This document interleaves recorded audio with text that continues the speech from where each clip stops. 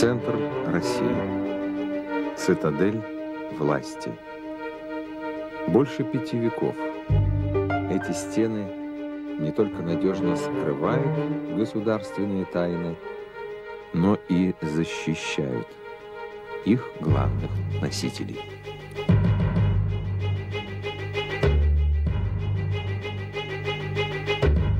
Когда ночью бываешь в Кремле, то понимаешь, что ночной Кремль резко отличается от Кремля дневного. Как мне кажется, ночной Кремль больше помнит своих обитателей за многие столетия. Сегодняшний наш рассказ о Лаврентии Берии. –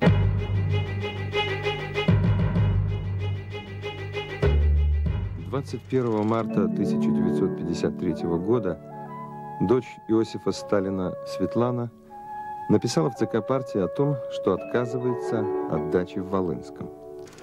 Председателю Совета министров СССР Маленкову от Сталиной. Приношу глубокую благодарность правительству и лично вам за участие и внимание к моим детям и ко мне в это тяжелое для всех нас время. Вместе с тем считаю своим долгом отказаться от некоторых предоставленных моей семье прав, как от излишних, пользоваться которыми я не считаю для нас возможным. Первое. От закрепления дачи Волынская с обслуживанием. Еще раз приношу благодарность. С уважением, Сталина. Всего через 12 дней после похорон отца Светлана Аллилуева уже в состоянии думать о таких сугубо материальных вещах, как дача, совсем рядом с которой находился огромный мрачный дом ее отца, в котором она выросла и который Сталин очень редко покидал в последний год его жизни. А может быть, это была эмоциональная реакция? Желание поскорее забыть все, что происходило в Кунцеве в первые мартовские дни 1953 года. Она не могла не знать о поведении собственного брата. Василий в беспробудном пьяном угаре всех уверял, что отца отравили. Светлана видела, как уже на 3-й день после смерти, еще до похорон, вся прислуга и охрана знаменитой ближней дачи Сталина, многих она знала 10-15 лет, по приказу Берии собирали вещи, книги, посуду, мебель и со слезами укладывали все это на грузовики. Их разогнали всех, кого куда. Для большинства это была настоящая человеческая трагедия.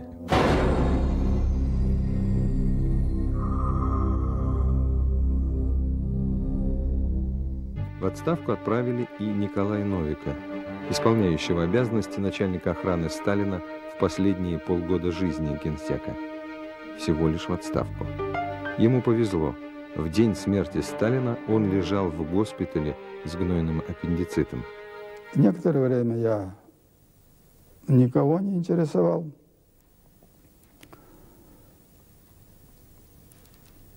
Потом кадровики меня пригласили и предложили пост начальника Тульского управления. Но в Тулу Николай Петрович ехать отказался, понимая, что это слишком близко от Москвы.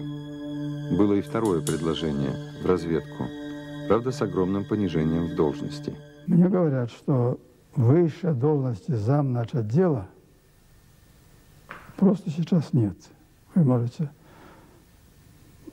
так сказать, это нам поверить, мы вам не врем, к вам претензий мы не имеем никаких. Вот. Но мы вам эту должность не можем предложить, потому что это большое понижение. Я вы представьте, что я согласен. В результате Николай Новик 10 лет проработал в разведке, в том числе и за границей. Это была скорее ссылка, но эта ссылка, похоже, и спасла Новику жизнь. Об интригах в ближайшем окружении Сталина в последний год его жизни мы рассказывали в предыдущей серии. Напомним.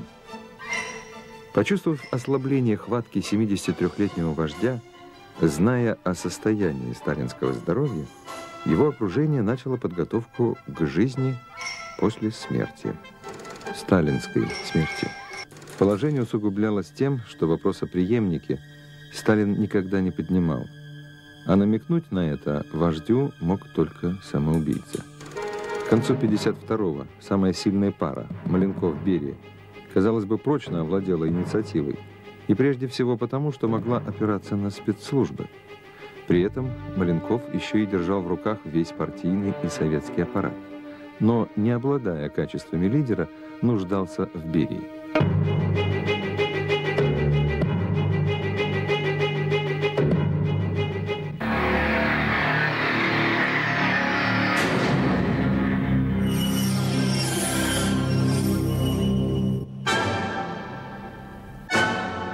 У Лаврентия Павловича харизма была. Однако, отстраненный во второй половине 40-х от работы в МВД, он в тот момент не имел в руках мощных рычагов власти. Поэтому союз Берии и Маленкова был скорее вынужденным, чем добровольным. Действуя совместно, каждый из них мечтал править единолично. Сталин в последний год очень сильно опасался за свою жизнь. Он боялся отравления, боялся покушения. Вопрос со стороны кого? Западных спецслужб, может быть. Но, как представляется, он ждал удара со стороны своего ближайшего окружения. Давайте представим положение Маленкова и Берия в 1953 году. Когда ты стоишь первым в очереди на трон, а сзади подпирают соратники, то очень трудно не поддаться искушению. Именно в таком положении находились и Берия, и Маленков зимой 1953-го. Да еще сталинский удар на том жутком осеннем пленуме 1952 года, после которого они поняли: вождь начал новую великую партийную чистку, и выживут далеко не все. Тут и последовала, как-то уж очень вовремя, сталинская смерть.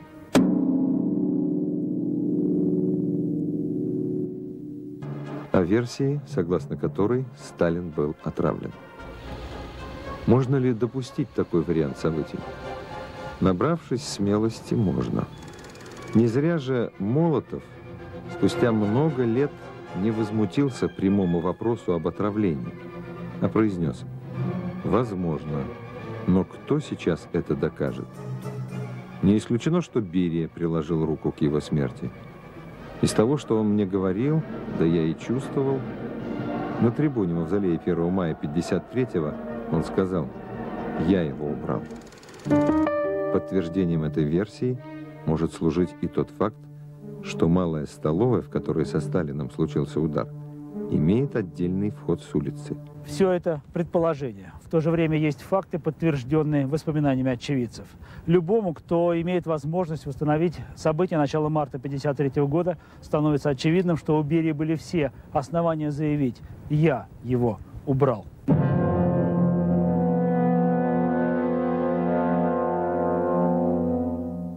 Ночь с 28 февраля на 1 марта Сталин провел за столом вместе с Берией, Маленковым, Хрущевым и Булганиным.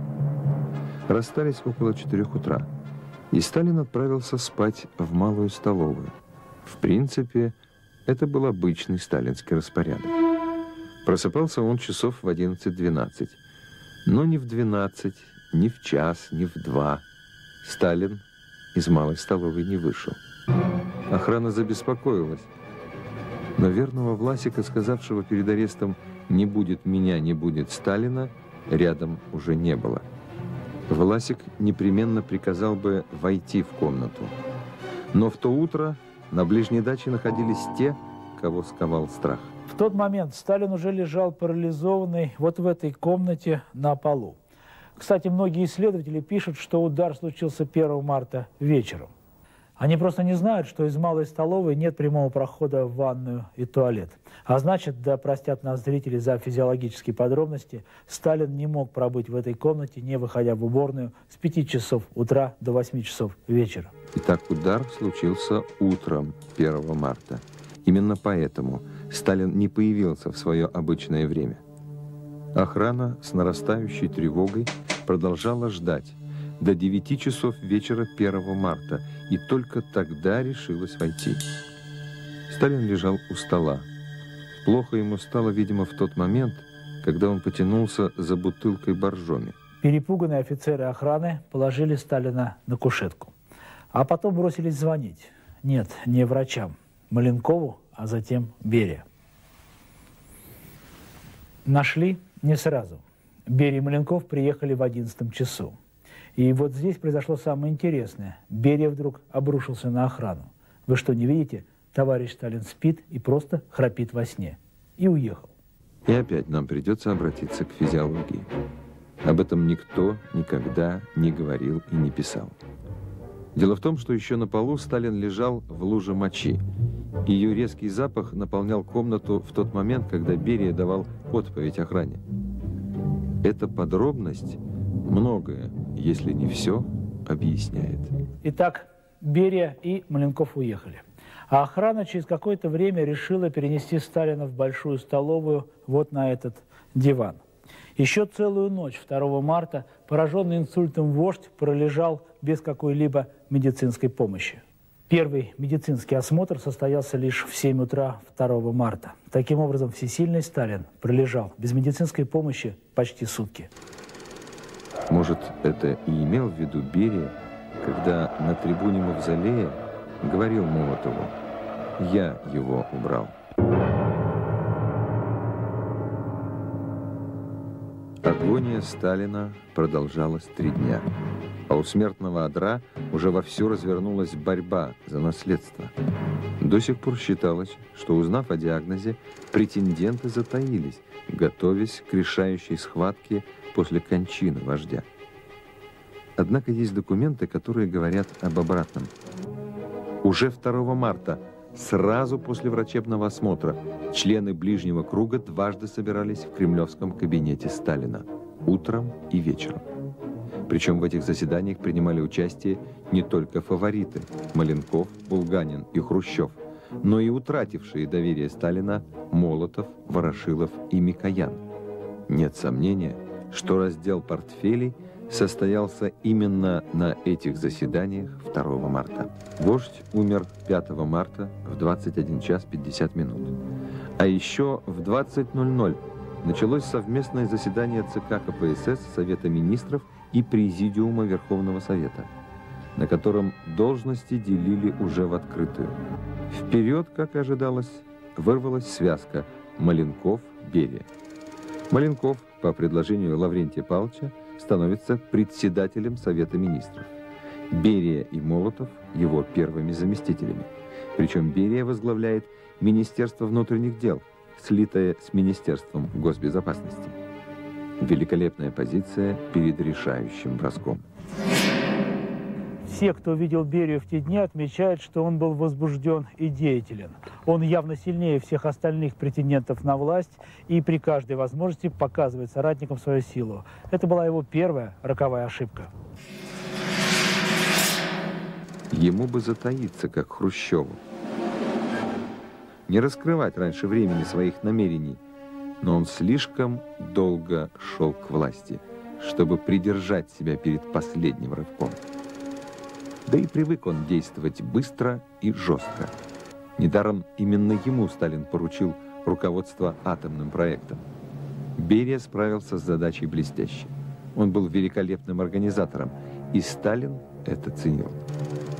Хотя сам Лаврентий Павлович в семейном кругу признавался: закончится ядерный проект, и Сталин меня уберет. 9 марта 1953 года состоялись похороны Сталина.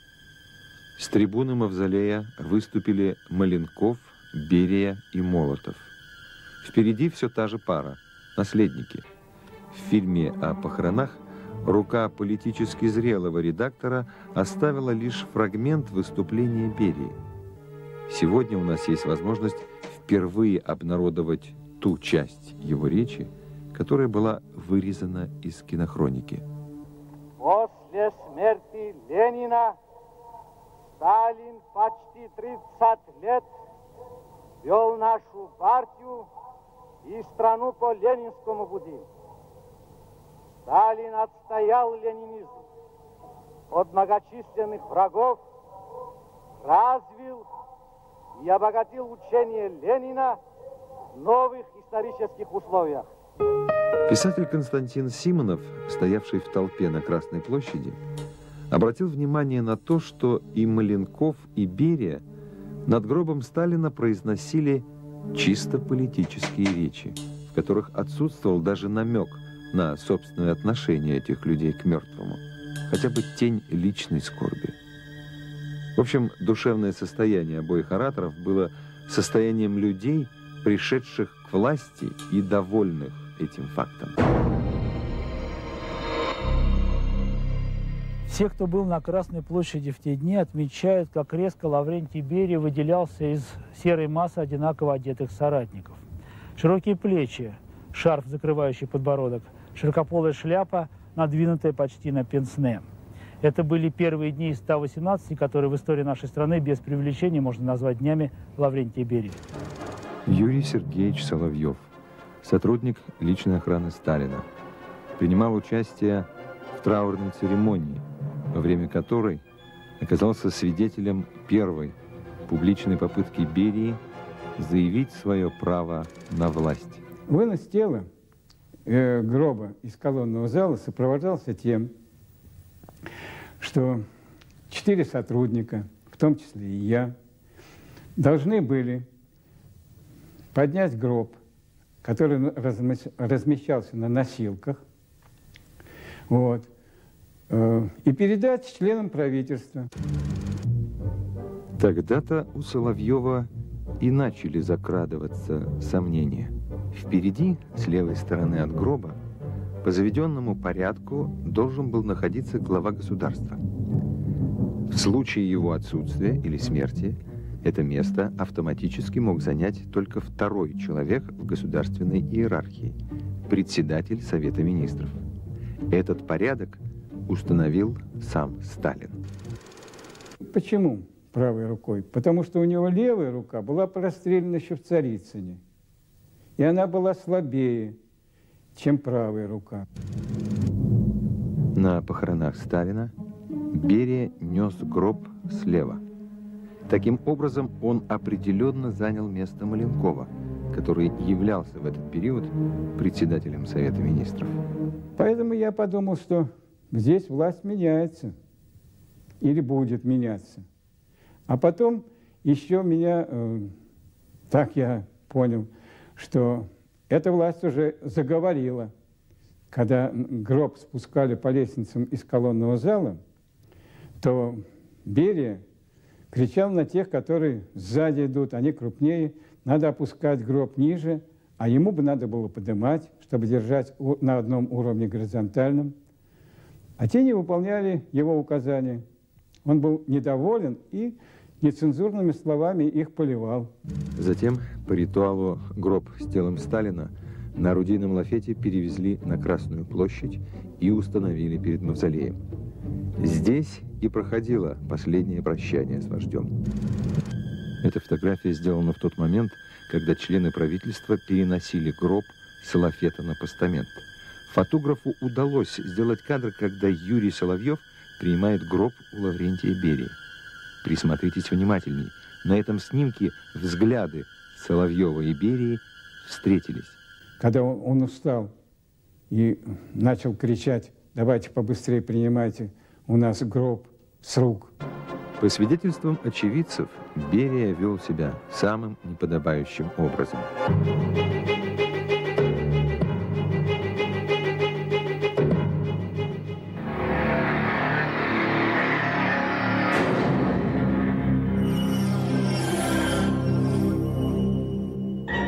В первые же дни после смерти Сталина дружба Маленкова и Берии переросла в скрытое соперничество. Но к открытому противостоянию они еще не были готовы. В этих условиях Хрущев вдруг оказался полезным для обоих претендентов на власть. Он стал своего рода посредником между Маленковым и Берией и, ловко используя ситуацию, сохранял хорошие отношения и с тем, и с другим. До поры до времени. Поначалу именно эта троица решала все вопросы, которые потом выносились на заседания Бюро Совмина и Президиума ЦК. Микоян вспоминал, что когда Маленков, Хрущев и Берия выходили во двор Кремля пошептаться, все их коллеги замирали у окна кабинета, ожидая результатов переговоров. Претендуя на роль вождя, Берия вступил в схватку за власть с подробной программой действий. Возможно, дальнейшее повествование нашего фильма покажется вам неожиданным, но судите сами. Палач и сексуальный маньяк, а таким представляется Берия подавляющему большинству бывших граждан Советского Союза, начал предлагать дорогим соратникам сделать такие шаги, которые вызывают, мягко говоря, изумление.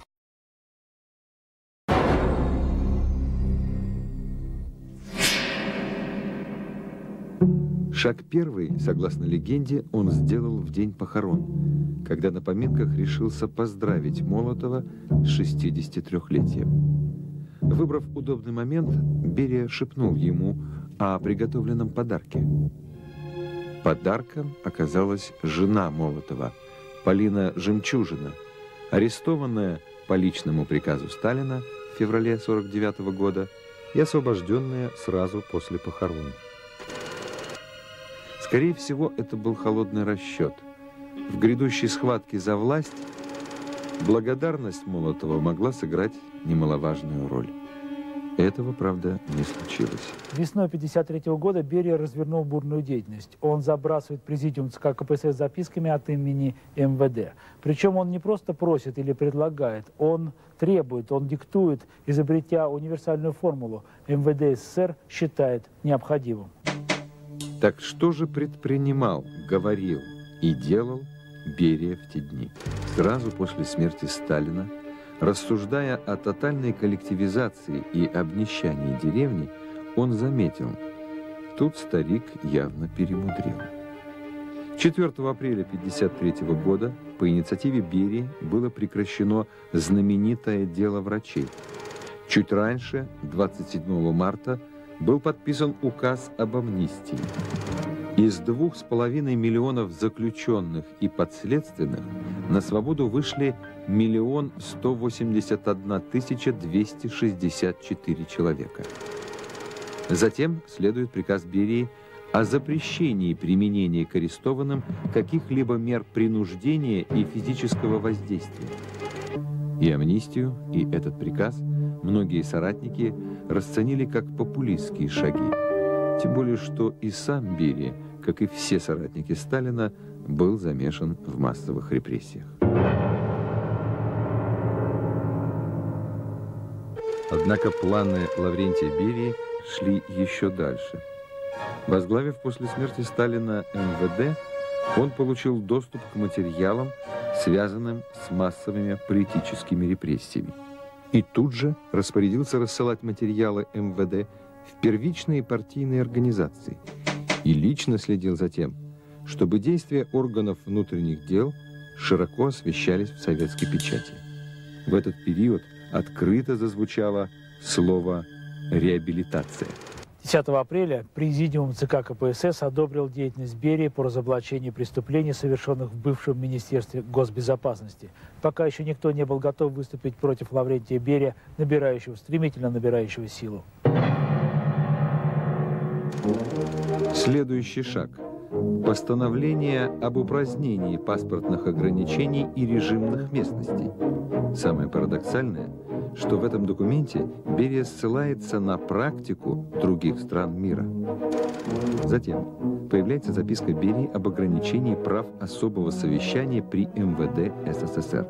Страшного и уродливого изобретения сталинского правосудия. Чуть позднее Берия направляет предложение о закрытии 20 строек, на которых трудились заключенные. Среди них Байкало-Амурская магистраль и канал Волга-Урал. Но панику среди соратников вызвало предложение Берии запретить демонстрантам носить портреты руководителей партии и правительства. 9 мая вышло соответствующее постановление Президиума. Многие усмотрели в этом подготовку к смене вождей. Всю эту бурную деятельность Лаврентия Павловича соратники еще терпели. Но следующие два предложения вывели их из себя и заставили сплотиться вокруг уже вовсю интриговавшего Хрущева. Первое. Назначать руководителями национальных республик представителей коренной национальности. И второе. Здесь Лаврентий Павлович явно переборщил. Создать национальные армейские части. Ну а записка об объединении Германии и ошибочном курсе на строительство социализма в ГДР, появившаяся в начале июня 1953 года, положила конец терпению соратников. Возможно, непосредственным толчком к аресту Берия послужил и неприкрытый намек в последних записках Берия на личную ответственность членов президиума за преступления сталинского режима. Лаврентий Павлович вплотную подошел к обнародованию фактов, которые могли бы дискредитировать его недавних союзников Маленкова и Хрущева. Именно Берия предлагал арестовать бывшего министра госбезопасности Игнатьева. В тюрьме оказались и другие люди, способные дать показания против Маленкова. Иными словами, как только Берия начал подбираться к соратникам, его участь была решена. Позже Маленков публично признался, что вопрос о Берии возник еще 12 июня, сразу после обсуждения его записок на очередном заседании Президиума. Кстати, сразу после ареста Берии было принято постановление об изъятии этих записок из протоколов заседания. Что это, если не заметание следов? Все перечисленные ошибки привели к роковым для Берия последствиям. Считая себя непревзойденным мастером интриги, он презирал своих соратников.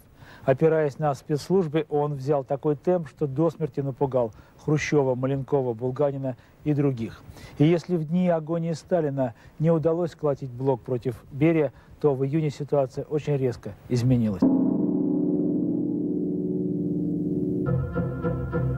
Хрущев, аккуратно зондируя почву, почувствовал, что даже Маленков готов сдать своего многолетнего партнера.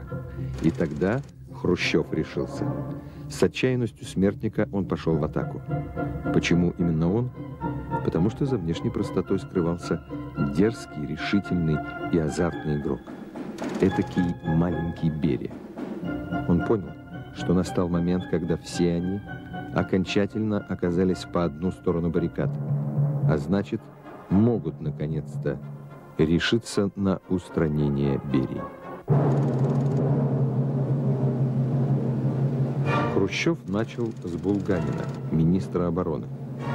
Только армия способна сломить дивизии МВД, а вариант такого столкновения исключать было нельзя. Разговаривали на даче, в саду.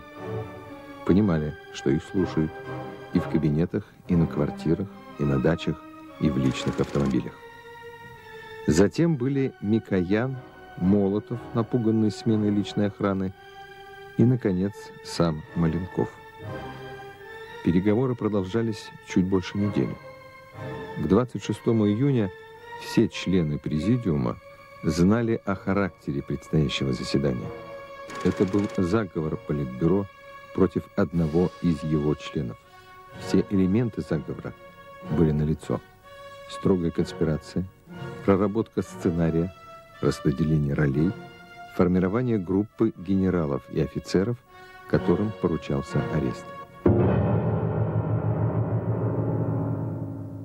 25 июня 1953 года командующему Московским округом ПВО Кириллу Москаленко позвонил Никита Хрущев.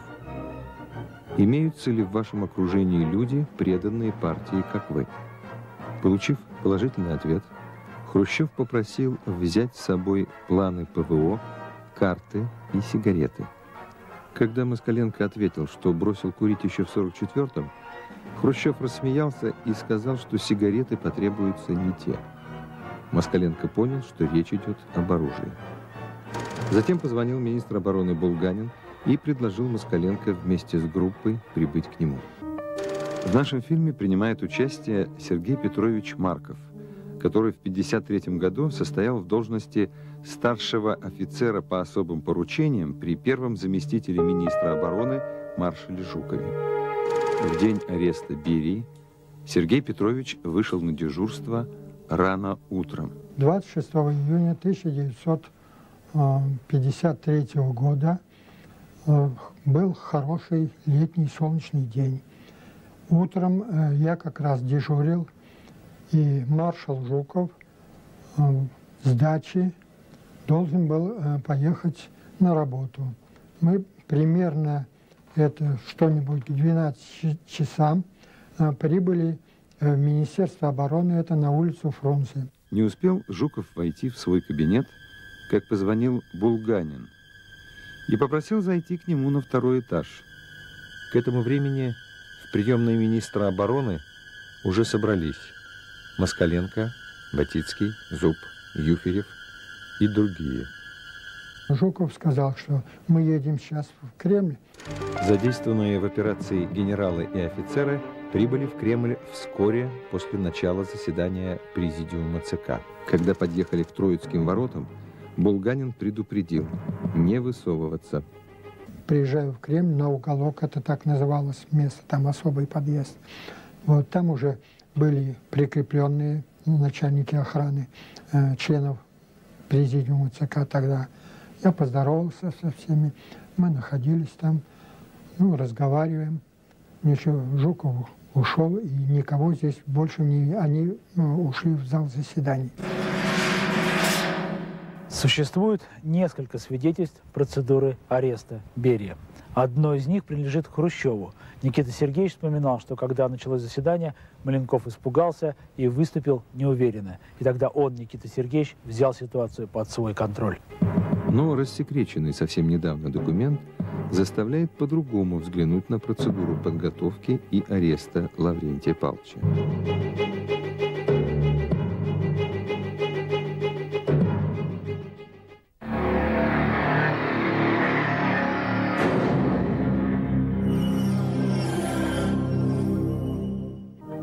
Это черновая запись плана выступления Маленкова на том самом историческом заседании.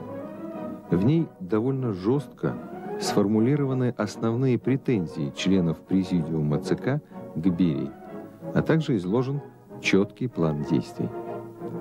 Обратите внимание, что Маленков в своих записках собирался предложить Берии пост министра нефтяной промышленности.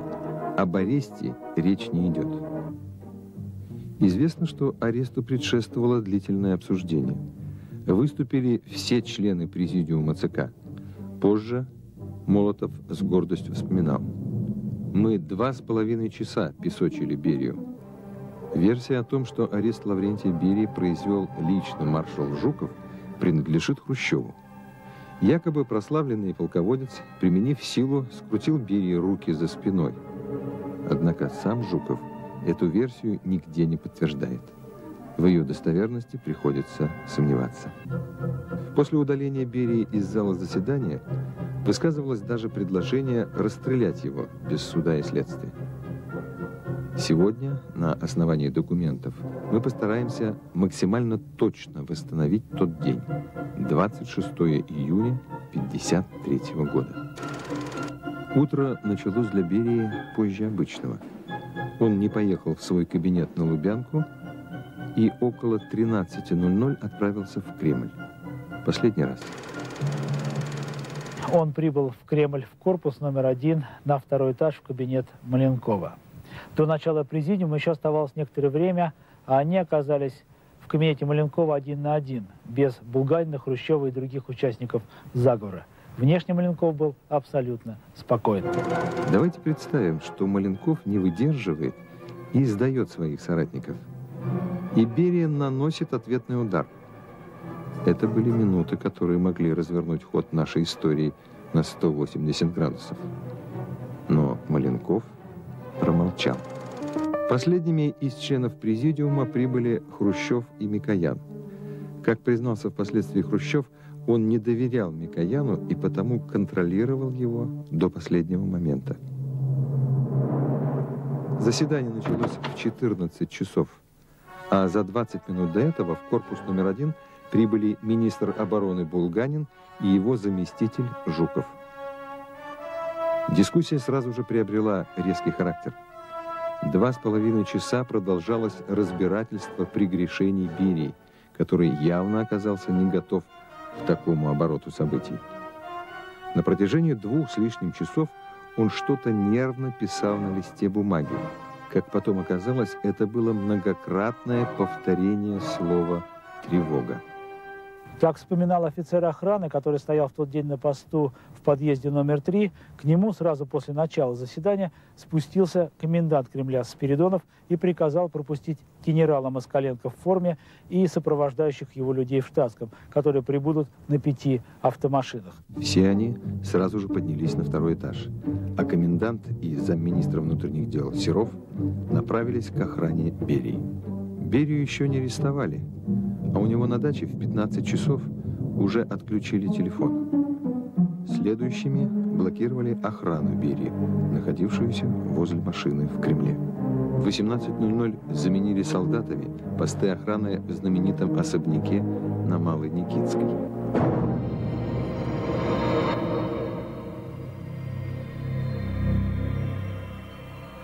Сам Берия был арестован в 16:30. И, вопреки расхожему мнению, продержали его в Кремле недолго. Примерно в 17:30 в наручниках и без пенсне, как говорила охрана, его очень трудно было узнать. Берия в сопровождении Булганина, коменданта Кремля и группы офицеров, вышел из подъезда номер 3. Кавалькада машин на быстрой скорости направилась к Спасским воротам, и больше Берия Кремль никогда не увидит.